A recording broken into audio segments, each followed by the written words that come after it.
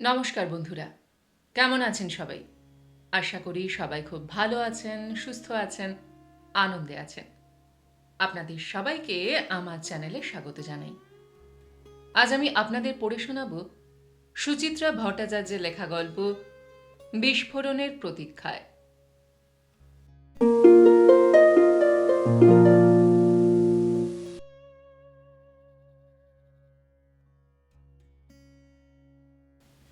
Treasure হান্টের প্রথম কটা পাতায় সেই কখন থেকে চোখ বুলিয়ে যাচ্ছে রুমি। বোলাচ্ছে তো বোলাচ্ছেই। এখনো পর্যন্ত একটা লাইনও পড়ে ওঠা গেল না। কোনো শব্দই মাথায় ঢুকছে না। এক রাশ কালো দাগের দিকে তাকিয়ে থাকা শুধু। কাল রাতে সেই মারাত্মক কথাগুলো কানে যাবার পর থেকে কি যেন হয়ে গেছে মস্তিষ্কের ভেতর। মাথা ছাড়িয়ে হৃৎপিণ্ড, হৃৎপিণ্ড ছাড়িয়ে আবার মাথায় গড়িয়ে ফিরছে গুমোট কষ্ট। ভেতরে ভেতরে নিঃশব্দে একটা চাপা রাগও গুটি পাকিয়ে চলেছে। যে কোনো মুহূর্তে সেই রাগ বুঝি কান্না হয়ে ফেটে বেরোয়। ডিভানে চিত হয়ে শুয়ে রুমি বইটাকে উল্টে রাখল বুকের ওপর। ভালো লাগছে না, কিচ্ছু ভালো লাগছে না। এনিট ব্লাইটন, হার্ডি বয়েজ, এমনকি মিলস অ্যান্ড বোনস পর্যন্ত না। সন্দেহটা কদিন ধরেই মনে মনে চরকি খাচ্ছিল। খুব শিগগিরই কিছু যে একটা হতে চলেছে তার গন্ধ ক্রমশ তীব্র হচ্ছিল এ বাড়ির বাতাসে। নিচু গলার আলোচনা, দাদুর অধৈর্য পায়চারি, রাতে ঘুম থেকে উঠে ব্যালকনিতে মায়ের স্থির দাঁড়িয়ে থাকা, আর মাঝে মাঝে দিদানের ফোঁচ ফোঁচ কান্না। সব কিছুকে মিলিয়ে দিলে অনেক কিছুই বুঝে ফেলা যায়। কপালের উপর শুয়ে থাকা চুলগুলোকে আঙুল দিয়ে পাকাতে থাকল রুমি। নাইটি থেকে অকারণে টেনে ছিঁড়ল দুগাছা নীল লাইলনের সুতো। ঘুম থেকে উঠে আজ নাইট ড্রেস পাল্টানো হয়নি। ব্রেকফাস্ট খেতে হয় তাই খাওয়া। কোনো রকমে কিছু একটা গিলে শুয়ে পড়েছে। তারপর থেকে এই অবিশ্রান্ত শুয়ে থাকা। এর মধ্যেই শুনতে পেল মা আর সোনা মামা বেরিয়ে গেল। দিদান বোধহয় রান্নাঘরে। দাদুর তো সারা শব্দই পাওয়া যাচ্ছে না সকাল থেকে। রুমির নাইটি থেকে আর একটা সুতো ছিঁড়ল। মা দেখলে বকত। নাইটি রাতের পোশাক রুমি, ঘুম থেকে উঠে ওটাকে চেঞ্জ করতে হয়। তাছাড়া তুমি বড় হচ্ছ, নাইটির ওপর অন্তত হাউস কোট পরতে শেখো। মা নির্ঘাত আজ লক্ষ্য করেনি তাকে। করবেই বা কখন? নিজেকে নিয়েই যা ব্যস্ত। রুমি সজোরে নিজের ঠোঁটটাকে কামড়ে ধরল। নরম পাতলা ঠোঁট, দাঁতের চাপে জমাট লাল। বেশ করেছে বদলায়নি। এবার থেকে কোনোদিন পাল্টাবে না নাইটি। সারাদিনই ঘুরবে নাইটি পরে। বড়দের যদি যা খুশি করার অধিকার থাকে তারই বা থাকবে না কেন? ঝুম এবার দুষ্টুমি করলে কেউ এসে বকে দেখুক। কথা শোনাতে রুমিও জানে। ঝুমের কথা মনে পড়তে বুকের পাঁজরগুলো নতুন করে চিনচিন করে উঠল রুমির। ঘাড় ঘুরিয়ে গাঢ় চোখে তাকালো বোনের দিকে। আহা, বেচারি এখনো কিছুই জানে না। মেঝেতে উপুর হয়ে এক মনে ছবি এঁকে চলেছে। চোখের ব্রাশ ব্রাশ পাতাগুলো ড্রয়িং পেপার ছুঁই ছুঁই। চারিদিকে হেলোমেলো ছড়ানো কাগজ, প্যাস্টেল, ফেল্ট পেন। সবসময়ই ঘর জুড়ে এভাবে বসে ছবি আঁকে ঝুম। পা মুড়িয়ে কোমর থেকে মাথা পর্যন্ত ঝুঁকিয়ে রাখে ড্রয়িং পেপারের গায়ে। বই পড়ার সময়ও তাই। চোখ আর কাগজের দূরত্ব থাকে না বড়। ঝুম, আয় ঝুম, বিষণ্ণ গলায় ডাকল রুমি। ঝুম মাথা ওঠালো না। কাঁধা ঝোঁকা থোকো থোকো চুলের রাশি দুলে উঠল সামান্য। বাঁ হাতের উল্টো পিঠে কপাল চুলকোলো। কি কালারে বাবা, ডাকছি শুনতে পাচ্ছিস না? দেখে আয় তো দিদান কি করছে, সঙ্গে দাদুকেও। কি হবে? আহ, যা বলছি শোন। রুমি অধৈর্য হল। ঝুম আবার চোখ ডোবালো আঁকায়। আমি এখন খুব ব্যস্ত আছি, তুই গিয়ে দেখে আয় না। এই কারণেই বোনের উপর রাগ হয় রুমির। কি যে ছাইপাশ আঁকে দিনভর, স্কুলে না যেতে হলেই হয়, হয় স্পাইডারম্যান সুপারম্যান, নয় এই তুলি পেন্সিল নিয়ে বসা। দিন দিন আদরে বাঁদর হচ্ছে। হ্যাঁ, তো বেশি মুখ আর এমন অবাধ্য। চোখ পাকিয়ে উঠতে গিয়েও রুমি নিজেকে সামলে নিল। কাল যা শুনেছে তা যদি সত্যি হয়, ঝুম হয়তো চিরদিনের মতো। রুমির গলা মমতায় ভিজে গেল। লক্ষ্মী সোনা, একবারটি দেখে আয়। এবার পুরোপুরি চোখ তুলেছে ঝুম। বড় বড় দু চোখ ছড়িয়ে এক দৃষ্টে দেখছে দিদিকে। এভাবে কেন তাকিয়ে আছে? ও ও কি তবে খবরটা জানে? রুমির বুক শিরশির করে উঠল। জানা প্লিজ। ড্রয়িং পেপারটাকে আস্তে আস্তে গোল করে মোড়ালো ঝুম। সযত্নে হলদে গার্ডার জড়ালো গায়ে। আমার কোনো জিনিস টাচ করবি না কিন্তু। রুমি আবার গড়িয়ে পড়ল বিছানায়। অস্থির অস্থির লাগছে। দাদু দিদানের মুখোমুখি দাঁড়িয়ে জিজ্ঞাসা করতে ইচ্ছে করছে, সাহস হচ্ছে না। এমনও তো হতে পারে কাল রাতে এসে ভুল শুনেছে, হয়তো অন্য কাউকে নিয়ে কথা হচ্ছিল ওদের মধ্যে। তাই বা কি করে হয়? দাদু তবে এত গম্ভীর কেন? মার মুখও সকাল থেকে রেক্টর আন্টির মতো স্টিপ। সোনাই মামা যা একটু কথা টথা বলছিল, মন ভোলানোর চেষ্টা আর কি। রুমি কি কিছুই বোঝে না? মনে মনে একের পর এক প্রশ্ন শানাতে থাকল রুমি। দাদু না হলে দিদানি উত্তর দিক। মা সোনা মামা খেয়ে দে কোথায় বেরোলো? দিদান সহজে সত্যি কথা বলতে চাইবে না। বড়রা সবসময়ই ছোটদের মিথ্যে দিয়ে ভোলায়। কেন, তোর মা অফিসে গেল, মামাও কাজে যাবে। লাই, আমি সব জানি। কি জানিস? আজ কেসের রায় বেরোবে, ওরা কোর্টে গেছে। দিদান কি খুব চমকে উঠবে, নাকি মুখে আঁচল চেপে কাঁদতে বসবে কাল রাতের মতো? সেই সময় রুমি শেষ প্রশ্নটা ছুড়ে দেবে। শুনলাম আমরাও ভাগ হয়ে যাচ্ছি। ঝুম একজনের দিকে আর আমি আর একজনের। কে অপ্ট করছে আমাকে, মা না বাবা? ঝুমি বা কার ভাগে যাবে? দু হাতের তালুতে মুখ ঢেকে কান্না চাপবার আপ্রাণ চেষ্টা করল রুমি। ভেতরের কষ্টগুলো বাষ্প হয়ে চোখের পাতায় দানা বাঁধছে। না, কিছুতেই কাঁদবে না সে। কাঁদা মানেই তো বোকা হয়ে যাওয়া। একটু একটু করে আকাশ বেয়ে নেমে যাচ্ছে সূর্য। বড় ধীর, মন্থর তার গতি। দুপুরটা ঠিক দুপুরের মতোই শান্ত। সময়ও শুয়ে পড়েছে তার পাশে। রুমি আর একবার ভেতর থেকে ঘড়ি দেখে এলো। সবে 2:15।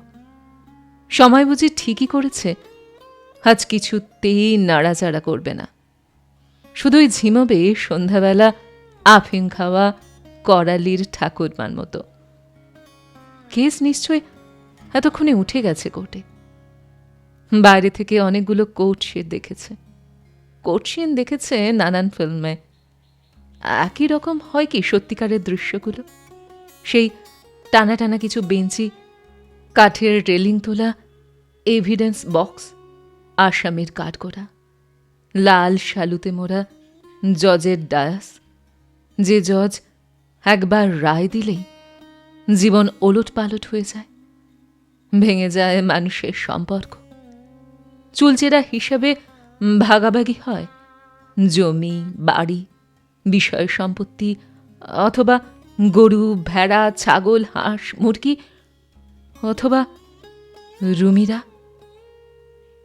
ভাবতে ভাবতে পেছন ফিরতেই রুমি দেখতে পেল ঝুম কখন উঠে এসেছে ঘুম থেকে। রুমি হাসার চেষ্টা করল। কি রে, ঘুমোলি না? ঝুম দুদিকে মাথা নাড়ল, ঠোঁট দুটো সামান্য ফোলা ফোলা। আমাকে একটা কাজ কমপ্লিট করতে হবে। কি কাজ রে? আচ্ছা দিদি, ডিভোর্সের মানেটা ঠিক কী রে? রুমি দেওয়ালের পাশে রাখা বেতের মোড়ায় বসল, মুখে চিন্তার কুয়াশা। ঝুম তবে আজকের ব্যাপারটা জেনে গেছে? কতটা জানে? সবটাই কি? নইলে আজ যে বড় নিজে থেকে তাকে দিদি বলে ডাকল, হাজার চেষ্টাতেও ওর রুমি ডাকটা বদলাতে পারেনি মা। বল না দিদি। কি করবি জেনে? দরকার আছে। ঝুম কাছে এগিয়ে এলো। ডিভোর্সের মানে যে ছাড়াছাড়ি হওয়া তা আমি জানি, তবে ঠিক কি কি যে আলাদা হয়ে যায়। সব কিছু আলাদা হয়। যা এখন, ভাগ এখান থেকে। রুমি আচমকা চিৎকার করে উঠল, আমাকে আর একদম ডিস্টার্ব করবি না। অন্যদিন হলে এই ধরনের উত্তর শুনে ঝুম ভেংচি কাটে, কিংবা কথা শোনায় কুটকুট করে। আজ সেসব কিছুই করল না। হতবাক চোখে ছলছল তাকিয়ে রইল কিছুক্ষণ। তারপর ছোট্ট ছোট্ট আঙুলগুলো দাঁতে কামড়ে ঢুকে গেল ঘরে। রুমি ওকে ডাকতে চাইল, কোনো শব্দই এলো না জিভে। ঝুমটার হাঁটা চলা, ভাবভঙ্গি অবিকল বড়দের মতো, সবসময় মাকে নকল করে। খালি তাড়াতাড়ি বড় হয়ে যেতে চায়। চোখের কাছে বই নিয়ে পড়ে বলে বাবা একদিন বলেছিল, ঝুমের মনে হয় চোখ খারাপ হয়েছে, চশমা লাগবে। কবে যেন বলেছিল বাবা? দিদানের বাড়ি তারা চলে এসেছে সেই শীতকালে, তারও আগে। তারপর এই কমাসে বেশ কয়েকবার বাবার কাছে গেছে দুজনেই। বাবাই আসে নিতে, উপরে ওঠে না, রাস্তা থেকে হর্ন বাজায়। কই, এর মধ্যে তো একবারও বাবা বলল না চোখ দেখাবার কথা। ভুলেই গেছে হয়তো। সেদিন চশমার নাম শুনে ঝুমের সে কি ফড়িং নাচ। আমি একটা কালাট কাচের চশমা পরব বাপি, আলোয় নীল, অন্ধকারে সাদা। রুমি হেসেছিল চোখ টিপে। দূর, ও তো ফটোশান, ওগুলো বড়দের চশমা। আমি কি কিছু ছোট আছি নাকি? ঝুম গাল ফুলিয়েছিল। বোকা মেয়ে, জানে না বড় হওয়া কি বিশ্রী ব্যাপার। শরীরটাকে ভেঙে দুমড়ে নিদারুণ যন্ত্রণার মধ্য দিয়ে হঠাৎ একদিন দুম করে বড় হওয়া আসে। কয়েক মাস আগে রুমি তা প্রথম টের পেয়েছে।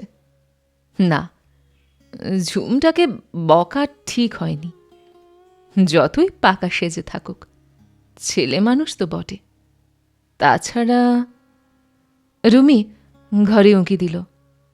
ঝুম আবার ঘাড় গুজে ছবি এঁকে চলেছে। বুক নিংড়ে এক ঝলক কাঁপা কাঁপা বাতাস গড়িয়ে এলো। আহারে, ডল পুতুলের মতো এতটুকু ছোট্ট বোন তার। ওকে ছেড়ে কি করে যে থাকবে রুমি? কেন এমন হয়? সম্পর্ক যদি ভেঙেই যাবে, তবে তা তৈরি হয় কেন? রুমির দুচোখ টল টল করে উঠল। সোজাসুজি ঘরটাতে দাদু খাটে ঠেস দিয়ে বসে বই পড়ছে। থমকে দাঁড়ালো। আজ থেকে বাবার মার ভেতর কোনো সম্পর্ক থাকবে না। সে যদি বাবার ভাগে পড়ে। তবে এই দাদু দিদান সোনা মামারাও পর হয়ে যাবে জন্মের মতো। আর মা, যতই এখন রাগ হোক মার উপর। কে রে ওখানে? রুমি নাকি? রুমি চমকে তাকালো। দাদু তাকে দেখতে পেয়ে গেছে। ওখানে দাঁড়িয়ে কি করছিস? এইদিকে আয়। রুমি পায়ে পায়ে এগোলো, নিজেকে জোর করে স্বাভাবিক রাখার চেষ্টা করছে। কি বই পড়ছিলে? জুকভের মেমার্স। দাদু চোখ থেকে চশমাটা নামালো। দারুণ ইন্টারেস্টিং বই। জুকভ কে? রুমি আলতো প্রশ্ন ছুড়ল। অনেকক্ষণ পর কথা বলতে পেরে বেশ ভালো লাগছে। দমবন্ধ ভাব একটু যেন কম। দাদু বইয়ের পাতা মুড়ল। জুকভ হচ্ছেন সেকেন্ড ওয়ার্ল্ড ওয়ারের একজন রাশিয়ান জেনারেল। তোমার যুদ্ধের বই পড়তে ভালো লাগে দাদু? যত সব বোমা, কনসেন্ট্রেশন ক্যাম্প আর কাতারে কাতারে লোক মারা যাওয়া, বিচ্ছিরি। তুই এত সব জানলি কোত্থেকে? দাদু হাসল। পড়িস তো যত লাইট অ্যাডভেঞ্চারের বই। বারে, ক্লাসে আমাদের ওয়ার্ল্ড হিস্ট্রি পড়তে হয় না? দাদুর খাটে গিয়ে এবার বসল রুমি। হিরোসীমা, নাগাসাকিতে কত লক্ষ লক্ষ লোক মরে গিয়েছিল বলতো? দাদু আবার চশমা পড়ল। তার থেকে হাজার হাজার গুণ শক্তিশালী বোমা এখন রাশিয়া আমেরিকার হাতে। যদি দুজনে যুদ্ধ বাদে। আমাদের হিস্ট্রির আন্টিও বলছিল এবার যুদ্ধ বাঁধলে এই গ্লোবটাই ধ্বংস হয়ে যাবে। তাহলে তো সব চুকেই গেল। দাদু ভুরু কোচকালেন। হিরোশিমাতে বোমা পড়ার পর কত মানুষ বিকলাঙ্গ হয়েছিল জানিস? যুদ্ধের পরও জন্ম হয়েছিল কত বিকলাঙ্গ শিশুর। কি নিষ্ঠুর এই পৃথিবীটা, তাই না? রুমির নরম মুখ জুড়ে দুঃখ ঝেপে এলো। বেচারা শিশুগুলো কিছুই জানে না, বোঝে না, তারা পর্যন্ত। এই তো দুনিয়ার নিয়ম রে। দুই শক্তিমানে যুদ্ধ হলে মরে নিরীহ মানুষেরা, শিশুরা বিকলাঙ্গ হয়। এখন রাশিয়া আমেরিকার লড়াই হলে নিরপেক্ষ দেশগুলো সব। রুমির শরীর শক্ত হয়ে আসছে। দাদুর কথাগুলো মিসাইল হয়ে ছুটে আসছে তার দিকে। পৃথিবীর নিয়ম বুঝি সব ক্ষেত্রেই এক, তা দুটো মহাদেশই হোক কিংবা তাদের বাবা মা। আজও সেই দুই শক্তিমানের যুদ্ধের চূড়ান্ত পরিণতি হতে হচ্ছে। রুমি চোখ বুজে ফেলল। বাবা মার মধ্যে রাশিয়াকে, কেই বা আমেরিকা? রাশিয়া বলছে এভাবে আর চলতে পারে না, তুমি সহ্যের সীমা ছাড়িয়ে গেছ। আমেরিকা বলল সহ্যের সীমা আমি ছাড়াইনি, তুমি ছাড়িয়েছ। তোমার সঙ্গে কোনো রকম অ্যাডজাস্টমেন্ট আমার সম্ভব নয়, একটা কিছু ফাইনাল হয়ে যাওয়া দরকার। বেশ, রাশিয়ার কণ্ঠস্বর চড়ছে। মেয়ে দুটোকে রেখে দিয়ে তুমি যেখানে খুশি চলে যেতে পারো। অসম্ভব। আমেরিকা হিস হিসিয়ে উঠল। রুমি, ঝুম আমার, আমি ওদের নিয়ে যাব। তোমার মতো একটা নোংরা মেয়ে ছেলের হাতে আমি আমার মেয়েদের কিছুতেই তুলে দেব না। দরকার হলে তোমার মতো ডিবচের কাছেও আমার মেয়েরা থাকবে না। আমি কালই ওদের নিয়ে চলে যাচ্ছি। রুমি এক ছুটে বেরিয়ে এলো ঘর থেকে। ঝাঁক ঝাঁক গলিতে এক্ষুনি বুঝি ছিন্ন ভিন্ন হয়ে যাবে। কার মেয়ে আমি? কার মেয়ে ঝুম? বাবার, মার? সত্যি সত্যি তারা আসলে কাদের? খাবার ঘরে টাঙানো বড় ঘড়িটার দিকে নিষ্পলক তাকিয়ে আছে ঝুম। এখনো সে ভালো মতন সময়ের হিসাব বোঝে না। ছোট কাঁটাটা যদি 4 আর 5-এর মাঝখানে থাকে আর বড় কাঁটা 8-এর ঘরে, তবে যেন ঠিক কটা বাজে। অধৈর্যভাবে ঝুম দুধের গ্লাস সরিয়ে রাখল। একটু আগে দাদু বেরিয়ে গেছে বাড়ি থেকে। তাকে খেতে দিয়ে দিদান গেল ঠাকুর ঘরে। মা সোনা মামার ফেরার সময় বুঝি হয়ে এলো। ঝুম তার ছোট্ট ছোট্ট কপাল চেপে ধরল। রুমিটা কিছুতেই কথা বলছে না। ব্যালকনিতে বসে আছে তো বসেই আছে। দিদানের বাড়িটা তাদের ফ্ল্যাটের থেকে অনেক বড়। একদিকে এলে অন্যদিকে কি হচ্ছে বোঝাই হয় না। এই মুহূর্তে গোটা বাড়ি ভুতুরে রকমের থমথমে। নিঃশ্বাস ফেললেও শব্দ শোনা যায়।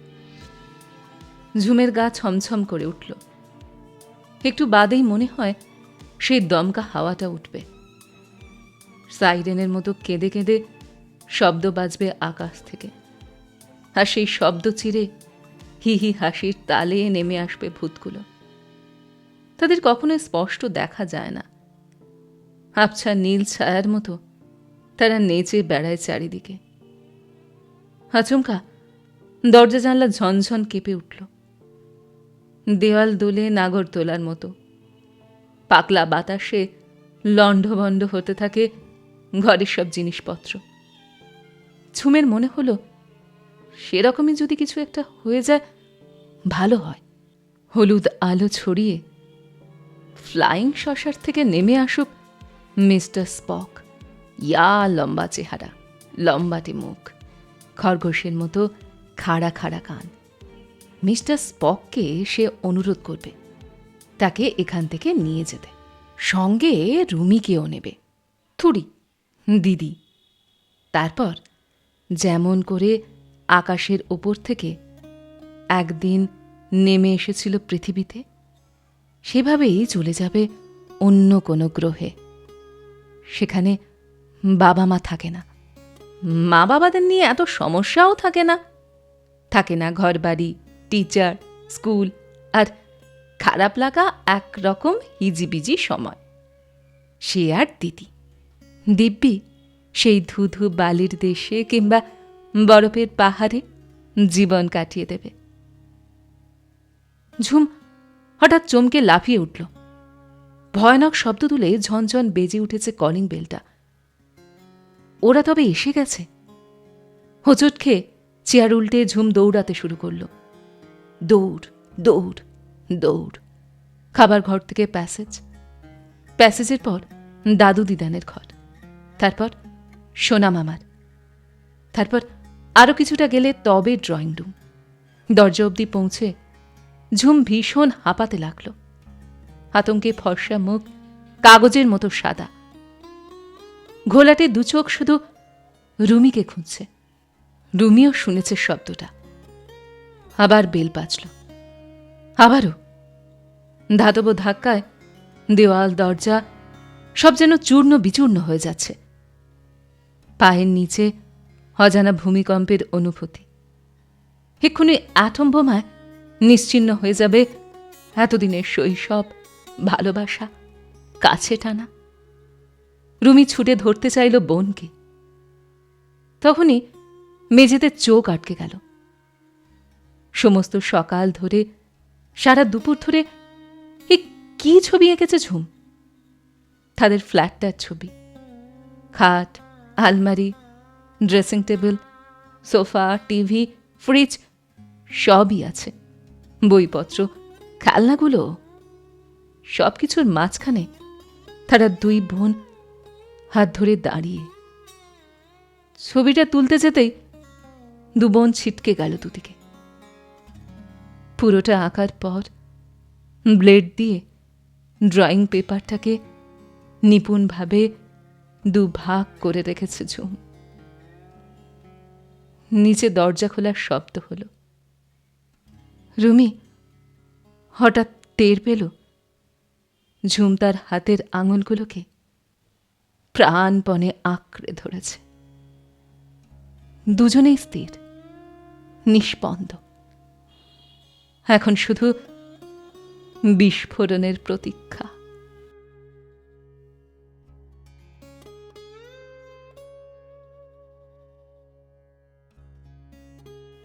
গল্পটি এইখানে সমাপ্ত হল।